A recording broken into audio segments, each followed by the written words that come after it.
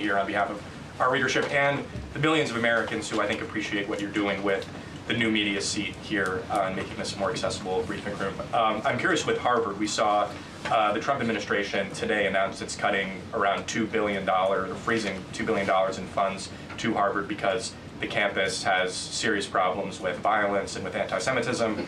We saw President Obama, former President Obama, side with Harvard, which rejected the Trump administration's demands. I'm curious, where does the administration see this going with Harvard and with other colleges and universities in America that are refusing to reform in wake of the sort of craziness that we've seen take over some of them? Thank you, Matt, for being here, and thanks for the question. When it comes to Harvard, the president's position on this is grounded in common sense, in the basic principle that Jewish American students, or students of any faith, should not be illegally harassed and targeted on our nation's college campuses. And we unfortunately saw that illegal discrimination take place on the campus of Harvard. There are countless examples to prove it, particularly with the stunning confession by then Harvard President Claudine Gay, who said that bullying and harassment depended on the context. The president at that time made it clear to the American public he was not going to tolerate illegal harassment and anti-Semitism taking place in violations of federal law. So the president made it clear to Harvard, follow federal law, no longer break Title VI, which was passed by Congress to ensure no student can be discriminated against on the basis of race, and you will receive federal funding. Unfortunately, Harvard has not taken the president or the administration's demands seriously. All the president is asking, don't break federal law, and then you can have your federal funding. I think the president is also begging a good question.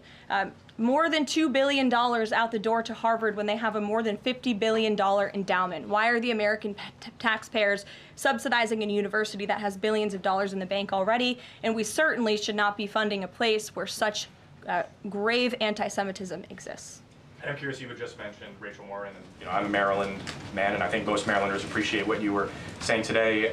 We've seen that Chris Van Hollen, who was Rachel Morin's senator, basically threatening to fly to El Salvador to press for the release of someone who was in America illegally. And not as much sort of from him about Rachel Morin's horrific murder and the verdict that was, I think, rightly reached yesterday. What does the administration think about the priorities we're seeing from Senate Democrats in terms of illegal immigrants instead of the work that agencies like ICE and DHS are doing with the Trump administration?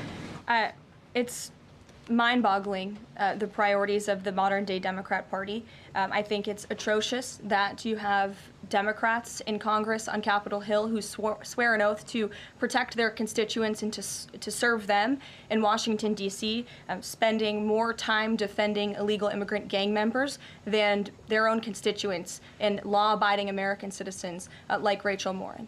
And I saw the president personally on the campaign trail, and I continue to see him in his role as president of the United States, put American families first, reach out to the victims, the families of victims at the hands of illegal immigrant crime, and frankly, the actions and the words of the Democrat Party prove they could not care less about the American public. And maybe if they did, they'd see a bit higher approval ratings right now. Thanks for being here with us today. Peter. Thank you, Caroline. To follow up on something that you just said, why do Ivy League schools get so much federal funding? It's a very good question, and it's a question the president has obviously raised in his discussions and negotiations with not just Harvard, but also Columbia and many other Ivy League institutions. We have the Anti-Semitism Task Force, which the